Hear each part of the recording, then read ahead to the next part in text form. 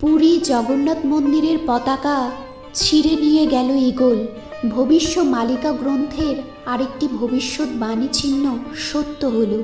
যবে পতাকা পতনে বাজে শঙ্খ, ঈগল ন্যায় লুপ্ত ধ্বজাভঙ্গ। দেবালয়ে অস্থির হয় বায়ু, বিশ্ব চলিবে ক্রান্তিকালু। এই শ্লোক অনুযায়ী পতাকা পতনের সময় যদি ঈগল ধ্বজা নিয়ে যায় এবং বাতাস অস্থির হয়ে ওঠে, তবে তা সারা বিশ্বের জন্য সংকটের পূর্বাভাস দেয়। পুরী শ্রী জগন্নাথ মন্দিরে এক অভাবনীয় দৃশ্য দেখা গেছে। মন্দিরের পবিত্র ধ্বজা, যা প্রতিদিন বিশেষ নিয়মে বদলানো হয়, হঠাৎ সেই ধ্বজা একটি ঈগল পাখি এসে ছিঁড়ে নিয়ে উড়ে যায় আকাশে।